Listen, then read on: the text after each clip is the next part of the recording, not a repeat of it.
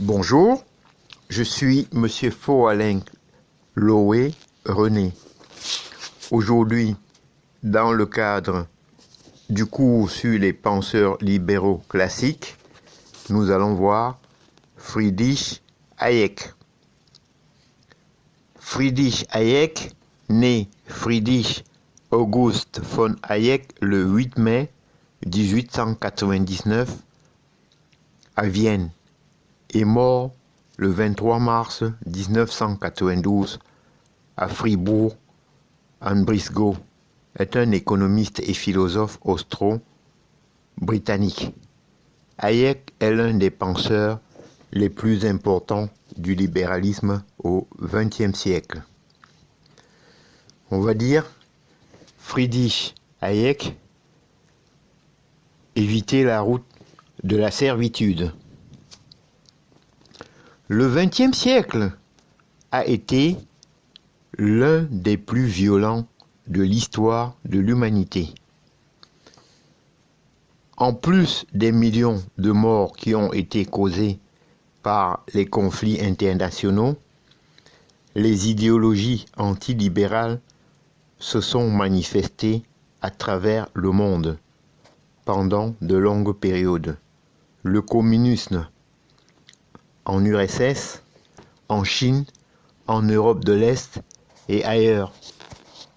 Le nazisme en Allemagne, le fascisme en Italie et en Espagne, etc.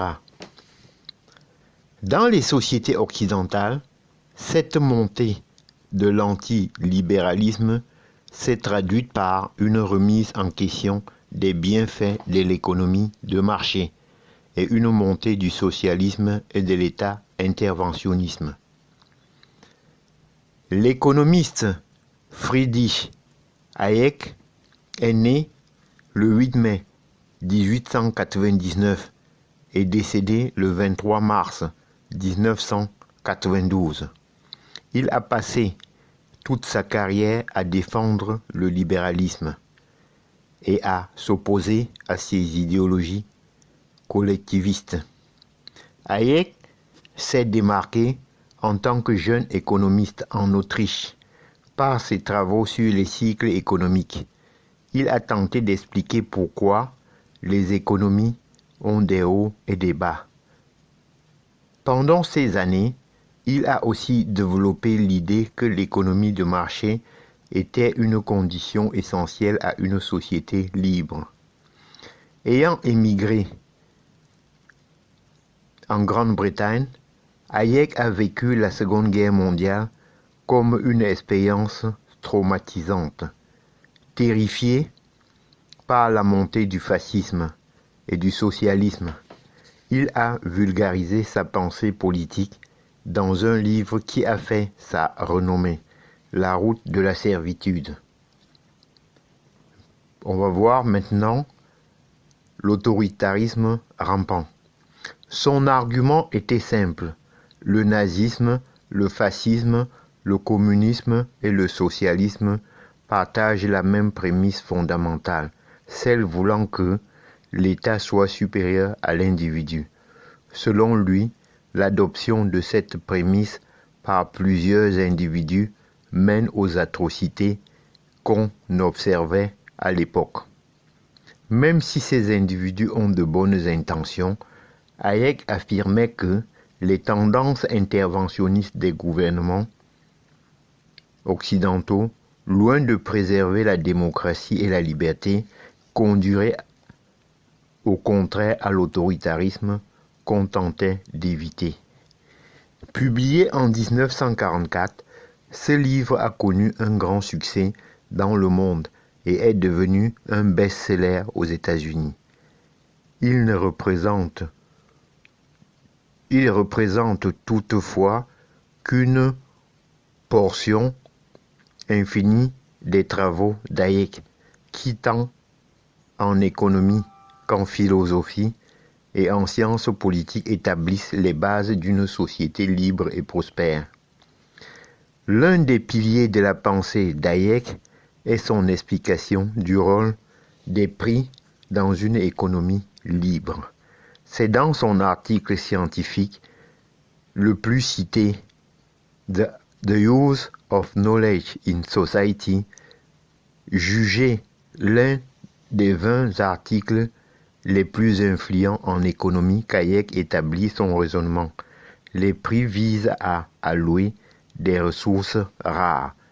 Il nous informe sur les utilisations alternatives qu'on peut faire d'une ressource et ce système de prix. Il ne peut pas être planifié. Les prix sont formés du bas vers le haut et non l'inverse. En fait, chaque personne dans la société possède une infime fraction des connaissances totales qui permettent de faire fonctionner l'économie. C'est à l'échelle de l'individu que le calcul économique se fait. Un agent économique, tel qu'un entrepreneur ou un consommateur, est guidé dans ses choix par les prix relatifs des différents biens et services. Passons maintenant à l'organisation des ressources rares. Les prix contiennent donc des informations précieuses et pour qui jouent leur rôle de coordination des décisions des acteurs économiques, il faut un système décentralisé, soit un libre marché. Chaque fois qu'un individu découvre une nouvelle information, il influence les prix et génère une nouvelle manière d'organiser les ressources rares afin de maximiser le bien-être de tous, puisqu'il est impossible d'imposer des prix par le sommet. Toute tentative de planification mène à des inefficacités, des pénuries, des surplus, des carences et des échecs. Plus un planificateur planifie, plus ses échecs se multiplient et plus il doit resserrer son étau autoritaire. Suivant son idée que l'information est dispersée, Hayek a ensuite développé l'idée de l'ordre spontané.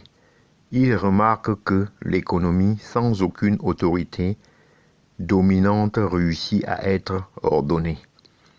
L'invention de l'automobile n'est pas venue d'un plan central à Washington, tout comme l'invention du fil dentaire n'est pas venue d'un plan bureaucratique dans une capitale lointaine.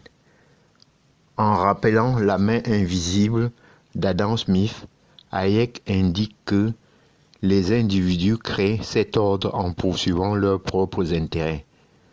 De cette manière, les marchés servent non seulement à coordonner les actions à grande échelle, mais servent aussi à rapprocher des personnes de différentes religions, cultures, pays, etc. à travers les échanges. Ces travaux en économie ont valu à Hayek le prix Nobel en sciences économiques en 1974.